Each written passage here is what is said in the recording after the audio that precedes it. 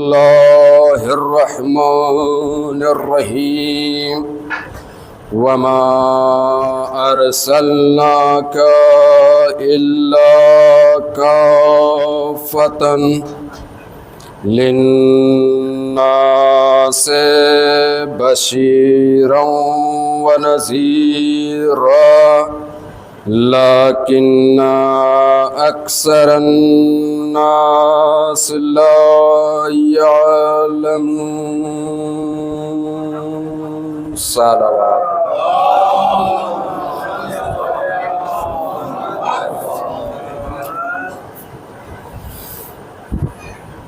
ایک اور صلوات پڑھیں بآواز سے بلند، محمد و آل محمد۔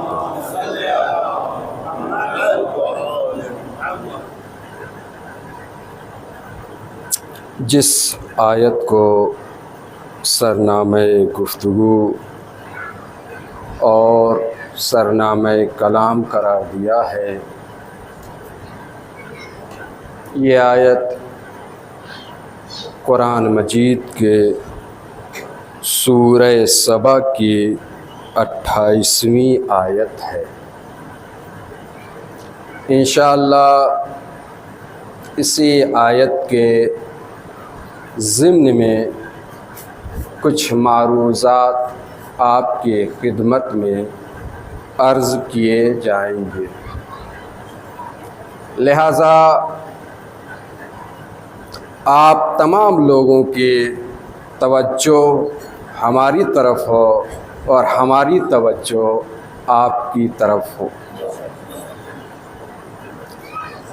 اور دوسری بات یہ ہے کہ وقت مجھے بہت ہی کم لینا ہے۔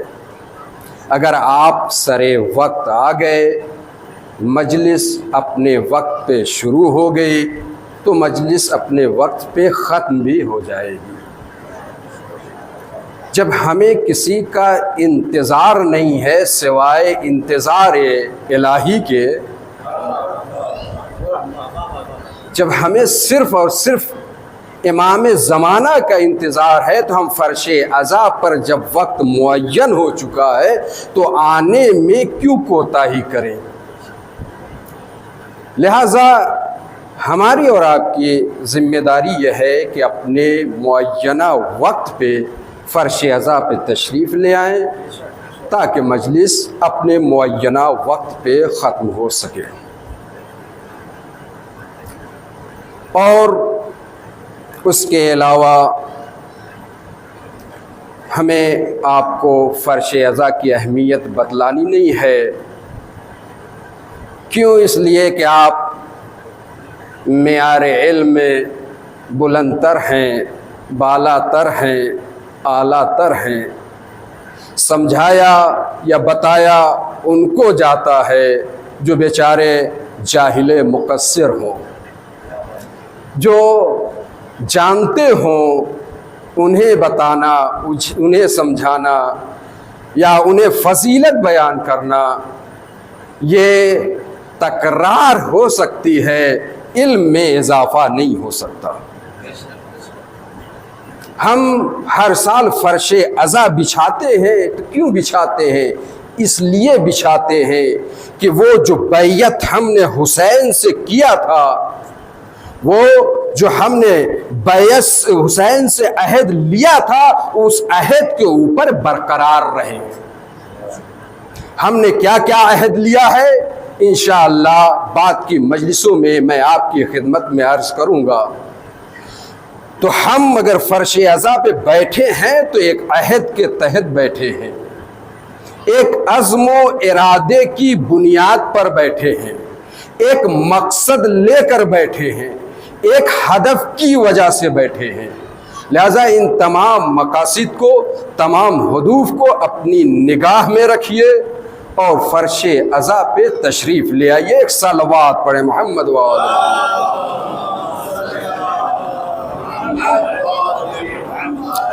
تو جس آیت کو میں نے سرنامہ کلام اور گفتگو قرار دیا ہے، یہ آیت ہے سورہ سبا کی۔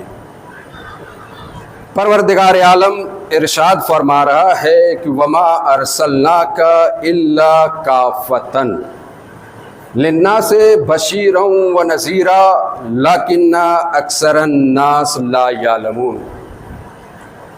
حبیب اللہ رسول اسلام سے کہہ رہا ہے کہ اے میرے حبیب، ہم نے تمہیں پوری انسانیت کے لیے رسول بنا کر بھیجا، لیکن اکثر الناس لا یعلمون۔ رسول بنا کر بھیجا، بشیر بنا کر بھیجا، نذیر بنا کر بھیجا، لیکن انسانوں کی اکثریت اس بات سے واقف نہیں ہے۔ یہ کیسا فرمان الہی ہے کہ حبیب ہم نے تمہیں رسول بنا کر بھیجا ہے، بشیر بنا کر بھیجا ہے، لیکن انسانوں کی اکثریت اس بات سے واقف نہیں ہے۔ تو اب سب سے پہلا جو جملہ پروردگار عالم نے استعمال کیا اس آیت میں وہ یہ ہے کہ وما ارسلنا، ہم نے ارسال کیا ہے۔ پوری توجہ چاہتا ہوں، کون کہہ رہا ہے؟ وحدہ لا شریک کہہ رہا ہے کہ ہم نے بھیجا ہے، ہم نے ارسال کیا ہے۔ تو جو بھیجنے والا ہوتا ہے اور جو آنے والا ہوتا ہے، بھیجنے والے کے اعتبار سے آنے والے کی اہمیت ہوتی ہے۔ اگر ایک مولانا کسی کو اپنا وکیل بنا کر بھیجے تو وہ وکیل بننے کی بنیاد پر جو اہمیت ہے وہ مولانا کی ہوگی۔ تو پروردگار یہ کہہ رہا ہے کہ ہم نے بنا کر بھیجا ہے، تو جو ہماری طرف سے جائے گا اس میں کسی قسم کا عیب نہیں ہوگا، اس میں کسی قسم کا نقص نہیں ہوگا، اس میں کسی قسم کی کمیاں نہیں ہوں گی۔ تو اللہ نے کیا کہا؟ وما ارسلناک، ہم نے بھیجا ہے۔ تو پروردگار عالم نے کئی مقامات پر ارشاد فرمایا کہ ہم نے بھیجا۔ جناب مریم علیہ السلام کے لیے ارشاد فرمایا کہ جب جناب مریم یکو تنہا تھی تو جناب جبرائیل کو ایک انسان کی صورت بنا کر بھیجا، اور جناب جبرائیل نے جس ہدف کے لیے بھیجا گیا تھا اس ہدف کو انجام دیا، اور جناب عیسیٰ علیہ السلام کا وجود قائم ہوا۔ تو جب بھیجنے والا وحدہ لا شریک ہے، آنے والے میں کمی نہیں ہوتی، چاہے وہ انسانوں کو بھیجے،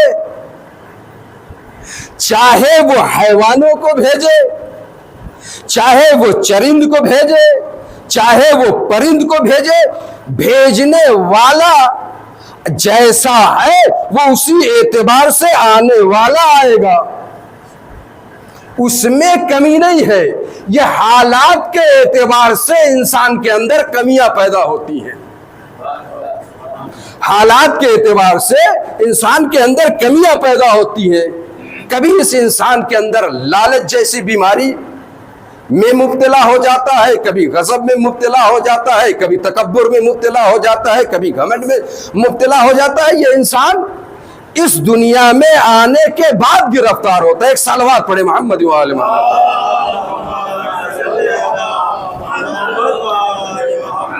لہذا اللہ نے کہا کہ وما ارسلنا، ہم نے بھیجا ہے۔ تو چاہے وہ انسان ہو، چاہے وہ نبی ہو، چاہے وہ اولیاء ہو، چاہے وہ اوصیاء ہو، اگر بھیجنے والا وحدہ لا شریک ہے تو اس میں کمی نہیں ہوگی۔ اور اللہ نے لفظ کیا کہ ارسلنا، ہم نے بھیجا ہے۔ تو اللہ نے آدم کو بھیجا، نوح کو بھیجا، ابراہیم کو بھیجا، اسماعیل کو بھیجا، اسحاق کو بھیجا، یعقوب، یوسف، یونس و لوط کو بھیجا، 1,24,000 پیغمبر کو بھیجا۔ اور تاریخ پیغمبر کو پڑھ ڈالیے کسی بھی پیغمبر میں کسی قسم کا نقص نہیں ہے، کسی بھی پیغمبر میں کسی قسم کا عیب نہیں ہے۔ نقص کہہ رہا ہوں، عیب کہہ رہا ہوں۔ فضیلت ایک الگ جگہ ہے، ایک الگ مقام ہے، نقص نہیں ہے اور کسی پیغمبر میں عیب نہیں ہے۔ لہذا جب پیغمبر آ رہا ہے تو اس میں بھی عیب نہیں ہے۔ لفظوں کی یوں کہو، جس طریقے سے پروردگار بے عیب ہے تو جسے بھیج رہا ہے وہ بھی بے عیب ہوگا۔ جس طریقے سے پروردگار لا ریب ہے اسی طریقے سے آنے والا بھی بے عیب ہوگا۔ ایک صلوات پڑھے محمد والے۔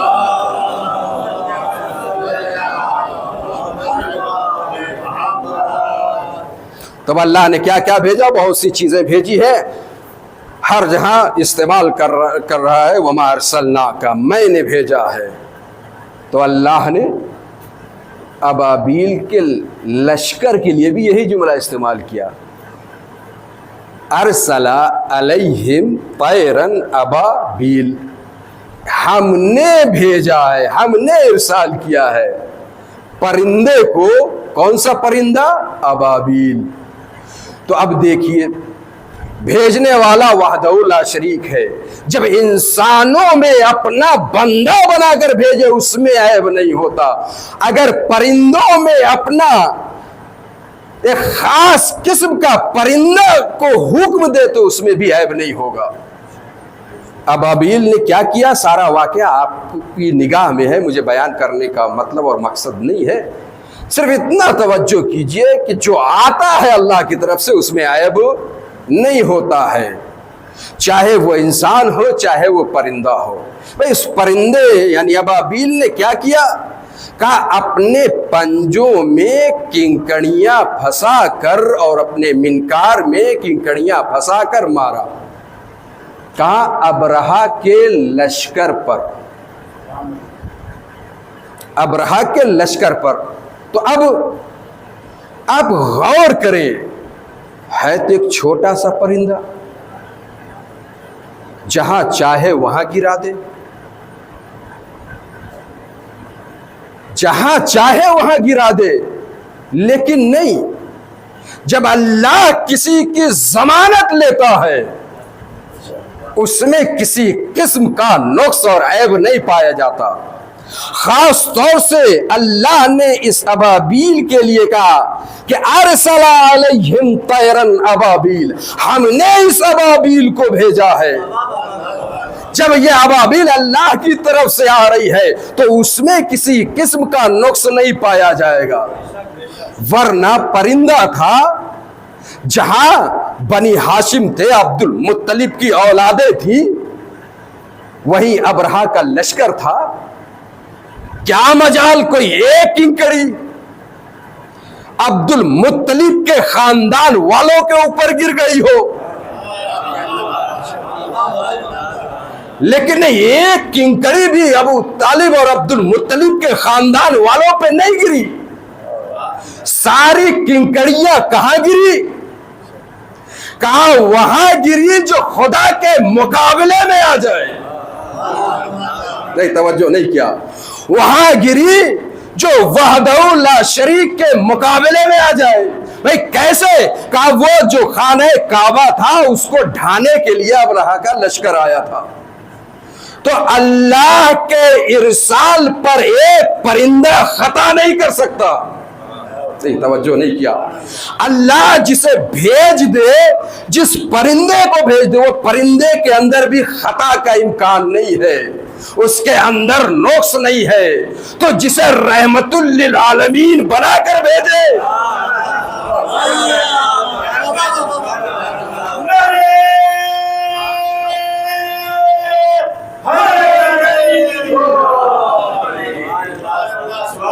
جسے رحمت للعالمین بنا کر بھیجے اس کے اندر نقص نہیں ہو سکتا۔ ایک اور صلوات پڑھے محمد وآل محمد۔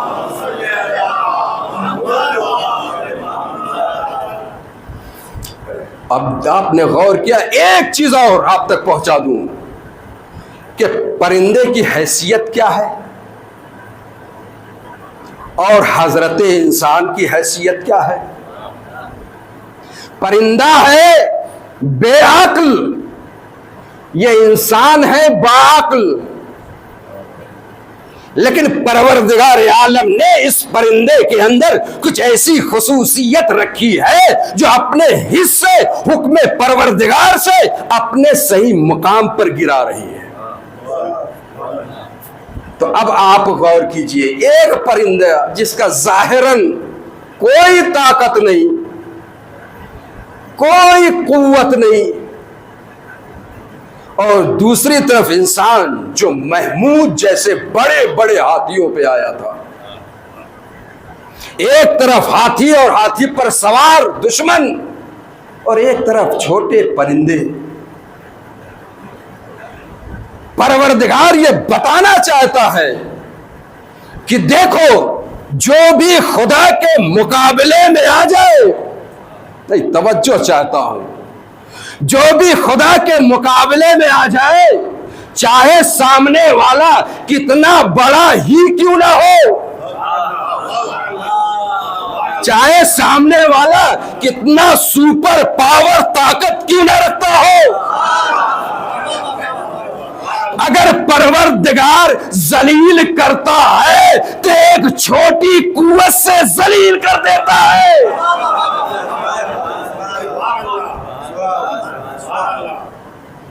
بڑی طاقت نہیں، چھوٹی طاقتوں سے ذلیل کرتا ہے۔ بھائی نمرود اپنے وقت کا بادشاہ تھا اور خدائی کا دعویٰ کر رہا تھا، گویا خدا کے مقابلے میں آ گیا۔ تو اللہ نے کیا کیا؟ کہا مچھروں کا ایک لشکر بھیجا، اور مچھر اس کی ناک میں گھس گیا اور وہ اسے پائے تکمیل تک، یعنی موت کے گھاٹ تک پہنچا دیا۔ تو اتنی بڑی قوت کا مالک، اتنی بڑی طاقت کا مالک، لیکن ذلیل کیا یا پائے انجام تک پہنچایا تو ایک مچھر کے ذریعے سے۔ بھائی جناب موسیٰ علیہ السلام اور موسیٰ کے زمانے کا فرعون وہ جو خدائی کا دعویٰ کر رہا تھا، کتنی بڑی طاقت کا حامل ہے، بہت بڑی قوت کا اور رکھنے والا، طاقت رکھنے والا، اس کے چاروں طرف لوگ اس کے ماننے والے۔ لیکن کیا کیا اللہ نے؟ آج یہ انسان ترقی کے نہ جانے کن مراحلوں پر پہنچ گیا ہے کہ جہازوں کو سمندروں پر بھگا رہا ہے یا نہیں ہے؟ یعنی گویا سمندروں کو اپنے قبضے میں لیے ہوئے ہے۔ تو اب اللہ نے اس فرعون کو ذلیل کیا، رسوا کیا، تو کیسے کیا؟ کہا کہ جب فرعون دریائے نیل میں داخل ہوا تو اللہ نے دریا کے دو پاٹ ملا دیے، وہ اسی میں غرق آب ہو گیا۔ تو یہ ہے چھوٹی قوت سے ذلیل کرتا ہے بڑی بڑی طاقتوں کو، چاہے وہ پرندہ ہو، چاہے وہ مچھر ہو، چاہے وہ مکھی ہو، چاہے وہ شہد کی مکھی ہو، ذلیل کرتا ہے پروردگار تو چھوٹی قوتوں کے مقابلے میں بڑی قوتوں کو رکھتا ہے۔ اب اگر ہم یہ عزم اور ارادہ لے کر بیٹھے ہوئے ہیں کہ ہم اس فرش عزا پر کس لیے بیٹھے ہیں، کیوں آئے ہیں، کس لیے آئے ہیں، تو سنیے، ہمارا عزم، ہمارا ارادہ، ہمارا ہدف، ہمارا مقصد یہ ہے کہ ہماری عزاداری قبول ہو جائے۔ ہم نے جو راہ خدا میں خرچ کیا ہے وہ پائے تکمیل تک پہنچ جائے، ہماری آزادی مقبول خداوند متعال قرار پائے۔ اس عزم سے، اس ارادے سے آئے ہوئے ہیں، اور ایک چیز اور لے کر آئے ہیں، وہ یہ ہے کہ ہم امام حسین علیہ السلام سے یہ عہد کرنے آئے ہیں، مولا اگر سال گزشتہ یا ہماری زندگی میں کوئی کوتاہی ہو گئی ہو، کوئی کمی ہو گئی ہو، کوئی عیب ہو، کوئی کمی ہو، کوئی نقص ہو، پروردگارا فرش اعظم پر مجھے بٹھا کر حسین کے صدقے میں ہماری کمیوں کو دور کر دے اور ہمیں مجلس عزا کرنے کی توفیق عنایت کر دے۔ لہذا فرش عزا کی ایک جملہ کہوں گا، آ رہا ہوں اپنے موضوع پر۔ فرش عزا کی ایک ذمہ داری ہے، جس طریقے سے ایک ذمہ داری ذاکر کی ہے کہ بھی میں پڑھ کے اتر جاؤں گا، آپ نے سن لیا، میں نے پڑھ دیا، لیکن منبر کا تقاضا یہ ہے کہ جو منبر پر آئے اسے چاہیے کہ وہی باتیں پڑھے جو ائمہ معصومین سے معصور ہیں، اور نیچے بیٹھنے والوں کی سب سے بڑی ذمہ داری ہے کہ وہی سنے جو ائمہ معصومین نے کہا ہے۔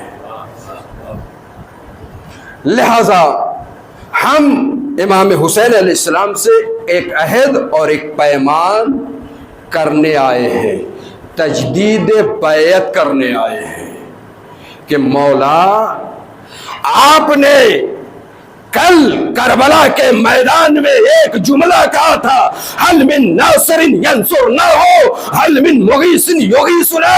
آج اسی جملے کو پورا کرنے کے لیے ہم اور آپ جمع ہوئے ہیں ایک صدا بن کر کہ لبیک یا حسین، لبیک یا حسین، لبیک یا حسین، نعرے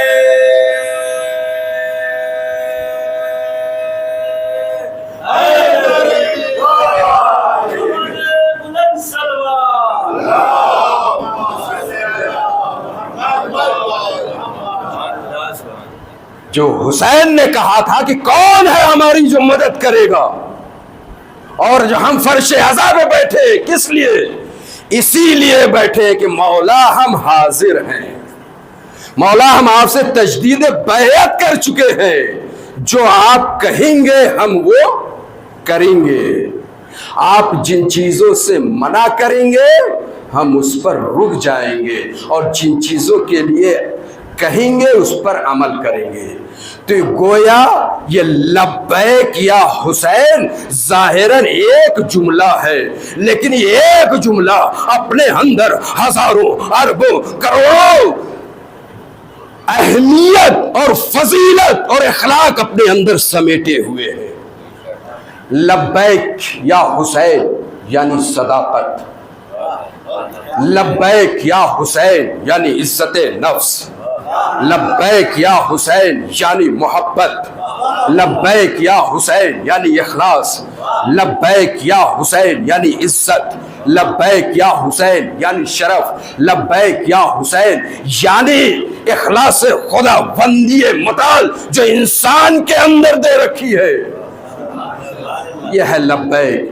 یعنی اب اگر ہم نے صداقت کا وعدہ کیا ہے تو اس فرش عزا پر مجلس عزا میں آ کر یہ تجدید بیعت کر رہے ہیں، مولا ہم سب کچھ کریں گے، جھوٹ نہیں بولیں گے، مولا ہم سب کچھ کریں گے لیکن کسی کا حق غصب نہ کریں گے، مولا ہم سب کچھ کریں گے لیکن کسی کی برائی بیان نہ کریں گے، مولا ہم سب کچھ کریں گے جو احکام الہیہ ہے، لیکن ہم کسی کے عیب جوئی نہیں کریں گے۔ تو اللہ یہ فرما رہا ہے کہ وما ارسلناک، ہم نے ارسال کیا ہے، لیکن انسانوں کی اکثریت اس بات سے واقف نہیں ہے، جانتی نہیں ہے۔ تو اب بھائی جتنے بھی اس کائنات میں انسان ہیں، اور جو لفظ استعمال ہوتا ہے کہ ایک لفظ ہے زن، اسے کہتے ہیں کہ تقریباً 5%, 95% جو ہے یہ اکثریت پر اطلاق ہوتا ہے، یعنی 1 سے لے کر 90، 5، 95 تک زن کا اطلاق ہوتا ہے، اور زن میں اکثریت آتا ہے۔ توجہ چاہتا ہوں، زن میں اکثریت آتی ہے۔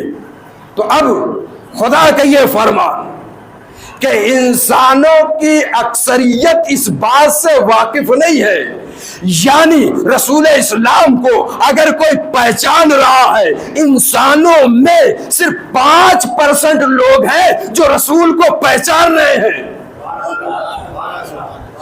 اور بقیہ رسول کو نہیں پہچان رہے ہیں۔ قرآن کہہ رہا ہے، میں نہیں کہہ رہا ہوں۔ لا تعلمون، انسانوں کی اکثریت ہے جو اس بات سے واقف نہیں ہے۔ بس تقریباً ایک سلوات پڑھے محمد علیہ پاک، 25 منٹ ہو گئے۔ انسانوں کی اکثریت اس بات سے واقف نہیں ہے، تو اکثریت اللہ نے رکھی ہے، انشاءاللہ اسی کے اوپر گفتگو جاری رہے گی کہ سب سے مہم چیز جو ہے اس کائنات میں وہ کیا ہے؟ وہ ہے علم۔ اگر ہمارے اور آپ کے پاس سب کچھ ہو، علم نہ ہو تو کیا نتیجہ ہوگا؟ اور کچھ نہ ہو، علم ہو، کہا اگر سب کچھ ہو علم نہ ہو تو وہ سب کچھ ضائع اور برباد ہے، ہوتے ہوئے بھی نہیں ہے۔ لیکن اگر کچھ نہ ہو، علم ہو، تو یاد رکھیے اس علم سے وہ سب کچھ ہے۔ کیا کہہ رہا ہے پروردگار؟ انسانوں کی اکثریت لا یعلمون، جانتی نہیں ہے، پہچانتی نہیں ہے۔ تو مہم کیا ہے؟ علم ہے۔ علم ایک ایسی حق و حقانیت ہے، اور اس آیت میں اللہ نے علم کو معین اور مشخص نہیں کیا کہ کون سا علم، جو بھی اس وقت ضرورت ہوگی وہ علم معیار اور ملاک ہے۔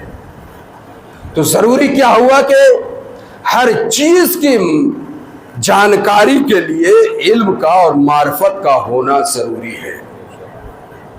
اب ہم اور آپ جب اس کائنات میں آئے تو اللہ نے سورہ نحل میں غالباً ارشاد فرمایا، واللہ اخرجکم من بطون امہاتکم لا تعلمون شیئا وجعل لکم السمع والابصار والافئدہ لعلکم تشکرون۔ اللہ نے ارشاد فرمایا، کس کے لیے؟ ہمارے اور آپ کے لیے۔ اور شروع کیسے کر رہا ہے کہ واللہ، اللہ کی قسم، خود اللہ کہہ رہا ہے میری قسم، اخرجکم من بطون امہاتکم لا تعلمون شیئا، کہ جب ہم نے تم کو تمہاری ماؤں کے شکموں سے باہر نکالا تو لا تعلمون شیئا، تم کچھ نہیں جانتے تھے۔ جعل لکم السمع، پروردگار عالم نے قرار دیا تمہارے لیے کان، والابصار، قرار دیا پروردگار عالم نے آنکھیں، والافئدہ، اور پروردگار عالم نے قرار دیا تمہارے لیے یہ قلب، یعنی دل و دماغ۔ یہ 3 چیزیں اللہ نے تمہیں قرار دیا۔ اس کے بعد ایک جملہ کہا، لعلکم تشکرون، جب ہم نے یہ چیزیں دی ہیں تو تم اس کا شکریہ ادا کرو۔ انشاءاللہ اسی پر گفتگو جاری رہے گی کہ جب انسان اس کائنات میں آیا تو کچھ نہیں جانتا تھا، تو اب سب کچھ جاننا بھی ہے، سب کچھ سمجھنا بھی ہے، تو سمجھے گا کیسے، جانے گا کیسے، علم کیسے آئے گا، سیکھے گا کیسے؟ پروردگار عالم نے اسی آیت میں بیان کیا ہے۔ اگر تم جاہل ہو تو گھبراؤ نہیں، ہم نے جاہل کے لیے ایک وسیلہ قرار دیا ہے۔ تم کچھ نہیں جانتے، ہم نے وسیلہ قرار دیا ہے۔ تم کچھ نہیں جانتے، ہم نے یہ بنایا ہے۔ کہا واللہ اخرجکم من بطون امہاتکم لا تعلمون شیئا جعل لکم السمع، یعنی جو سب سے پہلی چیز ہے جس کے ذریعے سے انسان علم حاصل کرے گا، جس کے ذریعے سے انسان ایک مقام ایک منزل تک پہنچے گا، اللہ نے کہا وہ ہے کان۔ اگر کان صحیح کام کرے تو انسان علم کے مراحل میں اپنا سفر طے کر سکتا ہے۔ اس کے بعد اللہ نے کہا والابصار، دوسرا ذریعہ کیا ہے کسی چیز کو حاصل کرنے کے لیے؟ کہا دوسرا ذریعہ جو ہے وہ آنکھیں۔ یہ سب ظاہری چیزیں ہیں، لیکن پروردگار کہہ رہا ہے کہ وہ آنکھیں ہیں جس کے ذریعے سے تم علم حاصل کرو۔ اس کے بعد کہا والافئدہ، دل و دماغ ہے جس کے ذریعے سے تم علم حاصل کرو گے۔ لعلکم تشکرون، جب ہم نے تمہیں صحیح کان دیا، صحیح آنکھیں دی، صحیح دل و دماغ دیا، تو تم اس پر شکریہ ادا کرو، شکر خدا کرو کہ پروردگار عالم تو نے ہمیں صحیح و سالم اس کائنات میں بھیجا۔ تو یہ جو چیزیں میں نے بیان کیا یہ ذرائع علم ہیں، ان کے ذریعے سے علم کو حاصل کیا جاتا ہے۔ اس کے بعد ایک جملہ اور کہوں، مجلس کو ختم کروں، کہ اللہ نے کیا کہا؟ السمع، ہم نے تمہیں کان دیا ہے۔ تو پورے قرآن کا آپ مطالعہ کیجئے، پورے قرآن کو دیکھ ڈالیے۔ پورے قرآن میں اللہ نے فقط 2 کان کا ذکر کیا ہے، 2 ہی کان کا ذکر کیا ہے۔ ایک کان رسول اسلام کے لیے کہا، اللہ یہ کہہ رہا یوزون رسول اللہ ہے، جب کفار عرب جو ہے رسول اسلام کو اذیت پہنچا رہے تھے اور یہ کہہ رہے تھے کہ رسول اسلام کان کے کچے ہیں، یعنی جلدی سے سب کی بات مان لیتے ہیں، تو اللہ نے فوراً ان کی زبانوں پر تالا لگانے کے لیے کہا اذن خیر لکم، یہ رسول کا کان ہے جو تمہارے لیے سب سے بہتر کان ہے۔ یہ تو ایک ذکر ہے۔ سورہ حاقہ میں پروردگار عالم نے ارشاد فرمایا کہ اذن الواعیہ، ایک اور کان ہے۔ وہ کان کیا ہے؟ کہ اس کان کا کام یہ ہے کہ سب کی باتوں کو سن کر یاد رکھتا ہے۔ توجہ چاہتا ہوں، ختم کر دی میں نے۔ ایک کان اور ہے جو سب کی باتوں کو سن کر یاد رکھتا ہے۔ تو کائنات میں ذرائع علم حاصل کرنے کے لیے اللہ نے کان قرار دیا، اللہ نے آنکھیں قرار دی، اللہ نے افئدہ دل و دماغ قرار دیا، لیکن کہہ رہا ہے کوئی کان نہیں، کوئی انسان کے پاس کوئی کان نہیں رکھتا ہے، فقط 2 ہی ایسا کان ہے، 2 ہی ایسی چیزیں ہیں جس کے ذریعے سے سماعت قابل غور ہے۔ کہ ایک رسول اسلام ہے، ایک وہ ہے جو سن کر یاد رکھتا ہے۔ تو صحابہ کا مجمع آیا، کہا یا رسول اللہ حسن الوایا، حسن الوایا سے مراد کیا ہے، اس کا مطلب کیا ہے؟ تو ایک مرتبہ رسول اسلام نے علی کے چہرے کو دیکھا، علی کے چہرے کو دیکھا، امت کے چہرے کو دیکھا، پھر علی کے چہرے کو دیکھا، پھر امت کے چہرے کو دیکھا، ایک جملہ کہا کیا علی کے علاوہ کوئی اور کان ہو سکتا ہے؟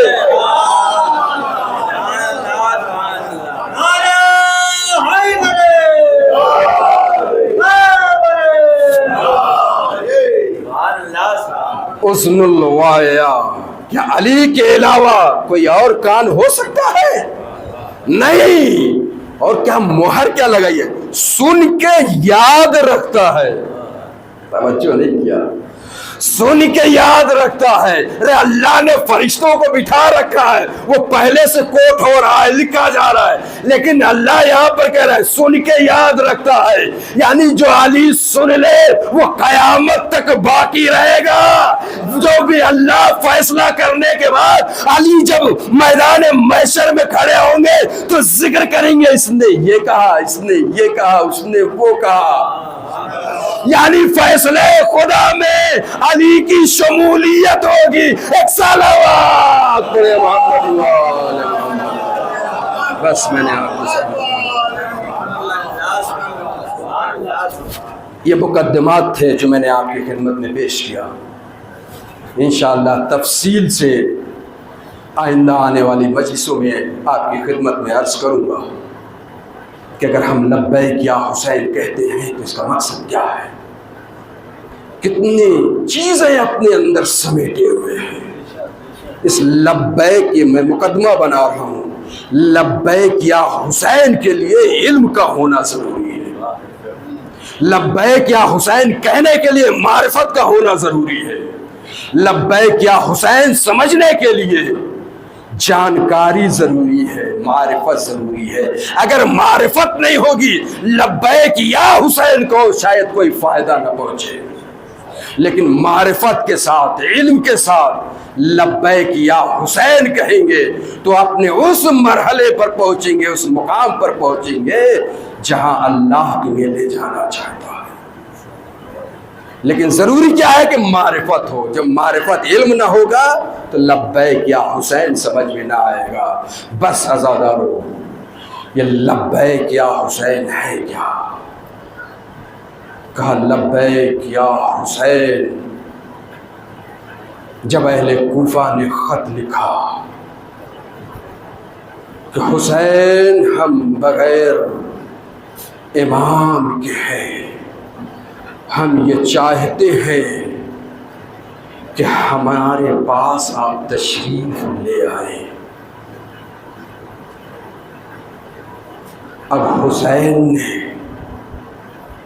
کہا مسلم میں تمہیں اپنا نمائندہ، اپنا وکیل بنا کر کوفہ بھیج رہا ہوں، اور مسلم کا قبول کر لینا یہ ہے صدائے حسین. یعنی لبیک یا حسین. حسین کہہ دے کہ مسلم جاؤ تو اب جانا ہے، مولا ہم آپ کی خدمت میں ہیں. جناب مسلم نے حسین سے ایک خط لیا اور لینے کے بعد نہ معلوم نہ واقف راستوں سے ہوتے ہوئے کوفے پہنچ گئے. جب یہ اطلاع ملی ہے کہ جناب مسلم کوفے میں آ گئے ہیں تو آپ نے سن رکھا ہے جوگ در جوگ لوگ جناب مسلم کی خدمت میں آنے لگے. روایت نے ایک جملہ لکھا کہ 18,000 افراد نے جناب مسلم کے ہاتھ پہ بیعت کی ہے. 18,000، 100 نہیں، 18,000 لوگوں نے جناب مسلم کے ہاتھ پر بیعت کی. بیعت کا مطلب یہ ہے لبیک یا حسین، مولا ہم آپ کی خدمت میں حاضر ہیں، جان مال عزت و آبرو سے. 18,000 لوگوں نے بیعت کی. تو پھر ایسا کیا ہوا کہ یہ سب کے سب 18,000 لوگ سب مسلم سے الگ ہو گئے؟ سنا ہے نا جب جناب مسلم نے مغرب کی نماز پڑھائی تو 10 افراد تھے. جب عشاء کی نماز ختم کی، جب پیچھے مڑ کر دیکھا تو کیا دیکھا؟ مسلم تنہا کھڑا ہے. کیا ہو گیا ایسا کہ حسین کا بھیجا ہوا نمائندہ اور 18,000 افراد بیعت کرنے والے لوگ سب کے سب چلے گئے، کوفے میں مسلم تنہا رہ گئے. جہاں تک میری فکر یہ کہتی ہے،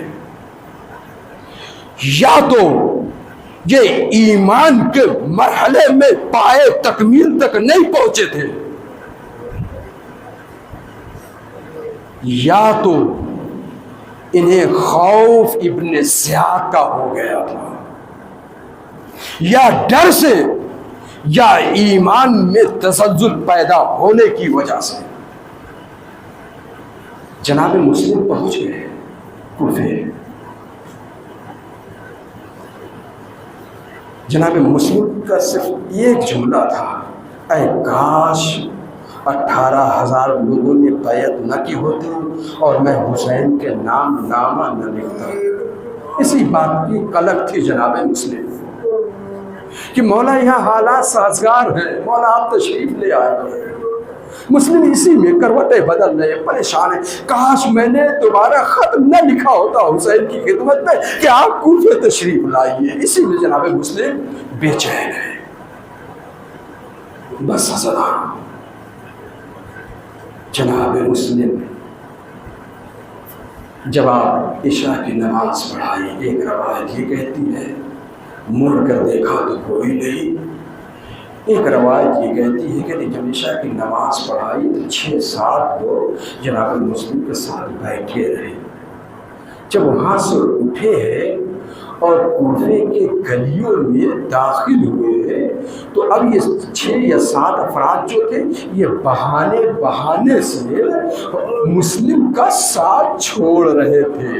کوئی کسی گلی میں چلا گیا، کوئی کسی کام میں چلا گیا، کوئی کہیں چلا گیا، مسلم تنہا رہ گئے۔ سنیں گے 7 ذی الحجہ کو جناب مسلم کوفے میں تنہا رہ گئے۔ اب مسلم جائے تو کہاں جائے؟ مسلم کے پاس کوفے میں گھر نہیں ہے۔ آپ لوگوں نے دعوت کی تھی، مسلم آئے تھے، اب آپ نے ساتھ چھوڑ دیا تو مسلم جائے گا۔ 7 ذی الحجہ کو سب مسلمانوں نے ساتھ چھوڑ دیا، چاہنے والوں نے ساتھ چھوڑ دیا۔ اب جناب مسلم تنہا۔ روایت یہ بتاتی ہے کہ ایک چھوٹی مسجد تھی، اس میں چلے گئے اور دن گزارا۔ 8 ذی الحجہ کا دن گزارا، 9 ذی الحجہ آ گئی۔ اب جناب مسلم سوچتے ہیں کہ کسی طریقے سے میں یہ پیغام حسین تک پہنچا دوں، چاہے کوئی افراد مل جائے یا خود جا کر حسین سے بتا دوں، مولا حالات سازگار نہیں ہے۔ اب آپ غور کریں کہ کوفے کی گلیوں میں جناب مسلم تنہا گزر رہے ہیں، تنہا ایک کوچے سے دوسرے کوچے میں جا رہے ہیں۔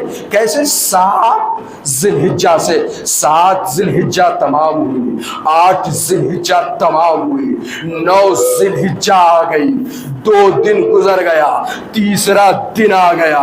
تو یہ بتائیے، جس کے پاس گھر نہ ہو، جس کے پاس کھانے کے لیے آذوقہ نہ ہو، جس کے پاس رہنے کے لیے مکان نہ ہو، سونے کے لیے جگہ نہ ہو، تب مسلم کہاں سوئے، کہاں رہے، کہاں بیٹھے؟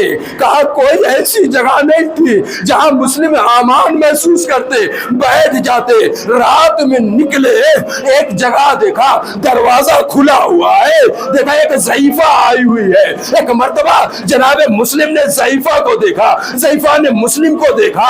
ضعیفہ مومنہ تھی، چاہنے والی تھی، ایک جملہ کہا، اے شخص، اس رات کی تاریکی میں کوفے کے ماحول میں کہاں گزر رہے ہو، کہاں ٹہل رہے ہو؟ مسلم کا جملہ سنیں گے، کون مسلم جو سفیر حسین بن کے آیا ہے، کون مسلم جسے حسین نے اپنا نامہ لے کر ہمارے اولاد کے لیے، کوفے والوں کے لیے بھیجا ہے، وہ مسلم۔ ایک مرتبہ جناب مسلم نے اس سے ایک جملہ کا، اے ضعیفہ، اے مومنہ، جس کا گھر ہی نہ ہو وہ کہاں جائے؟ جس کے پاس گھر نہ ہو، جس کے پاس مکان نہ ہو، وہ کہاں جائے؟ عزیزانو جملہ سنیں گے، ایک مرتبہ ضعیفہ، وہ مومنہ چاہنے والی تھی، کہا لگتا ہے تم مسلم ابن عقیل ہو، تم مسلم کے بیٹے ہو، لہٰذا میں حسین سے محبت کرتی ہوں۔ مسلم آپ ہمارے گھر میں تشریف لے آئیے۔ جناب مسلم اس مومنہ کے گھر میں آ گئے۔ ہاں عزیزانو، اب جناب مسلم نے کہا، اے مومنہ، میرے لیے تھوڑا سا پانی لے کر آؤ۔ کہا مولا کس لیے؟ کہا میں وضو کرنا چاہتا ہوں۔ عزادارو جناب مسلم نے وضو کیا، مصلی پر بیٹھ گئے۔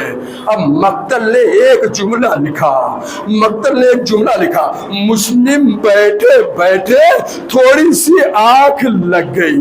آنکھ کا لگنا تھا کہ ایک مرتبہ اب جو آنکھ کھلی، کہا انا للہ و انا الیہ راجعون۔ کہوں گا مسلم یہ جملہ کیوں ادا کر رہے ہیں؟ مسلم ایسا کیوں کہہ رہے ہیں؟ کہا نہیں معلوم، ابھی ایک لمحے کے لیے میری آنکھ لگی تھی، علی مرتضیٰ میرے چچا آ گئے۔ مسلم علیجان، مسلم علیجان، مسلم جلدی کرو، مسلم تمہاری موت، تمہاری شہادت کا وقت قریب آ گیا۔ بس عزادارو شہادت کا وقت قریب آ گیا۔ اب جناب مسلم علیہ السلام نے اس مومنہ سے کہا، مومنہ نے سنا، یہ جملہ آپ کی خدمت میں عرض کروں۔ مومنہ نے سنا، لیکن اس مومنہ کا ایک بیٹا تھا، اس نے جا کر مخبری کر دی کہ مسلم کہیں اور نہیں، میرے مکان میں چھپے ہوئے ہیں، میرے مکان میں ہیں۔ بس عزادارو ابن زیاد کے لشکر والوں نے اس مومنہ کے گھر کو گھیر لیا، تلواروں کی جھنجھناہٹ، گھوڑوں کے ہنہنانے کی آواز سن کر ایک مرتبہ مسلم نے کہا کہ میں اس گھر میں نہیں رہ، میں باہر جانا چاہتا ہوں، لہذا دروازہ کو کھول دو۔ مومنہ نے کہا یہ آپ کی جان کے دشمن ہے، اگر آپ گئے تو آپ کو شہید کر دیا جائے گا۔ ایک مرتبہ جناب مسلم نے تلوار پہ ہاتھ رکھا، تلوار باہر نکالی، کہا اے مومنہ میری غیرت کو یہ گوارا نہیں کہ مسلم گھر میں رہ جائے اور دشمن گھر میں داخل ہو جائے۔ نہیں آپ نے نہیں سنا، مسلم کیا کہ میری غیرت کو یہ گوارا نہیں کہ مسلم گھر میں رہ جائے اور دشمن گھر میں چلا آئے۔ ہائے رے سید سجاد، ہائے رے سید سجاد، ارے آنکھوں کے سامنے خیمہ جلا دیا گیا۔ بس عزادارو دو جملے اور پڑھوں گا۔ خیمہ جلا دیا گیا، سید سجاد نے کیسے برداشت کیا ہوگا؟ ہائے رے غیرت سید سجاد۔ جب جناب مسلم نے باہر نکلے، دشمنوں پر حملہ کیا، جلدی میں ختم کر رہا ہوں مصائب، دشمنوں پر حملہ کیا۔ ایک مرتبہ اشش یہ کہتا ہے، اپنے ایک فرد کو بھیجتا ہے کہ جاؤ ابن زیاد سے کہو کہ اور لشکر بھیجیے۔ ایک شخص گیا ابن زیاد کی خدمت میں، ابن زیاد نے ایک لشکر بھیجا، پھر گیا ایک اور لشکر بھیجا، پھر گیا، 3 مرتبہ 3 گروہ آئے، کس سے؟ مسلم سے لڑنے کے لیے۔ ارے یہ مسلم وہ ہے جو 2 دن سے بھوکا بھی ہے، پیاسا بھی ہے، مسلم سے لڑنے کے لیے۔ ابن زیاد نے ایک جملہ کہا ہے، اشاش کیا ہو گیا ہے، تم فوج پر فوج منگا رہے ہو؟ ایک مرتبہ اشاش نے کہا کیا تم سمجھ رہے ہو کہ تم عرب کے بدوؤں سے جنگ کر رہے ہو؟ نہیں، یہ ہاشمی گھرانے کا شیر ہے۔ بس عزادارو میں نے ختم کر دیا۔ جناب مسلم کو قتل کرنا آسان نہیں تھا، جناب مسلم کو قتل کرنا یا شہید کرنا آسان نہیں تھا، لیکن ابن زیاد نے کہا اب لشکر سے کام نہیں چلے گا، کوئی ایسا حربہ اختیار کیا جائے۔ ہاں عزادارو، اب کہا مسلم کے ساتھ دھوکہ کیا جائے۔ دھوکہ کیسے کیا گیا؟ ایک گڈھا کھود دیا گیا، گڈھے کے اوپر کچھ سبزیاں رکھ دی گئی، ہاں عزادارو گھاس رکھ دیا گیا تاکہ پتہ نہ چلے کہ یہاں پر گڈھا ہے۔ ایک مرتبہ اب لوگ آگے بڑھے، مسلم پوری زور و شور سے پوری قوت سے آگے بڑھے لڑنے کے لیے۔ ایک مرتبہ قدم لڑکھڑایا، جناب مسلم گڈھے میں گرے۔ عزادارو گڈھے میں گرنا تھا کہ سب کو موقع ملا، ارے کسی نے نیزہ مارا، کسی نے نیزہ مارا، کسی نے پتھر مارا، جس کے پاس کچھ نہ تھا وہ بھی مارنے کے لیے کھڑے ہو گئے۔ بالکل وہی عالم جو حسین کے ساتھ کربلا میں ہو رہا تھا۔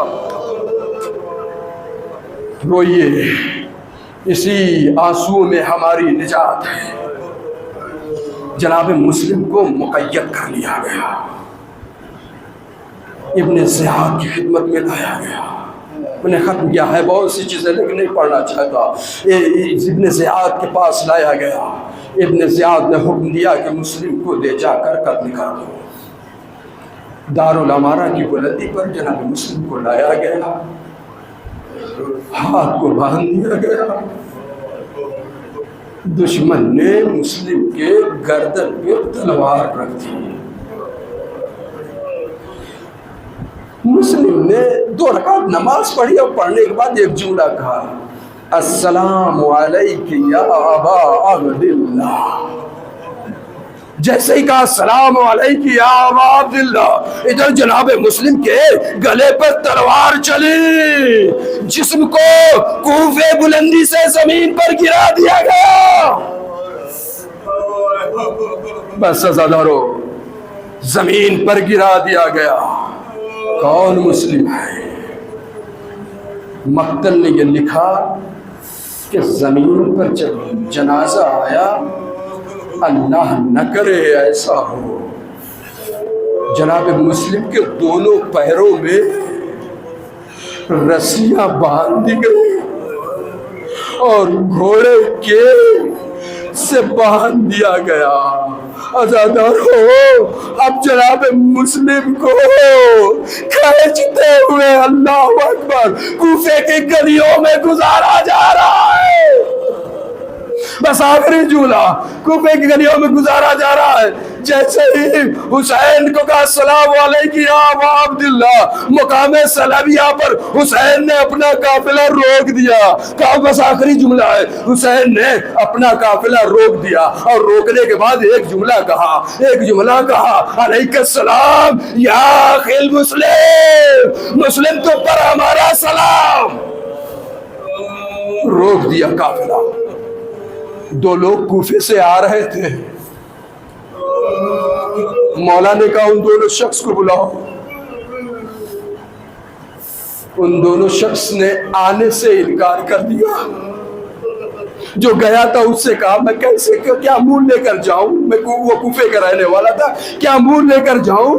جب میں وہاں سے آ رہا تھا میں نے دیکھا کہ مسلم کے پیروں میں رسیاں باندھ کر کوچا بکوچا پھرایا جا رہا تھا۔ بس عزادارو، حسین 2 زانو ہو کر بیٹھ گئے اور ایک جملہ کہا، عباس مسلم کی بیٹی رقیہ کو لے کر آؤ۔ جملہ سنیے گا، مسلم کی بیٹی رقیہ کو لے کر آؤ۔ اب جناب مسلم کی بیٹی آ گئی اور آنے کے بعد جناب حسین نے مسلم کی بیٹی رقیہ کو اپنے زانو پر بٹھایا اور بٹھانے کے بعد دستے شفقت پھیرنے لگے۔ آزادارو، خاندان بنی ہاشم کی پلی ہوئی تھی، ایک مرتبہ تڑپ کر کہتی ہے، چچا ایسا لگتا ہے کہ میرا بابا شہید کر دیا گیا۔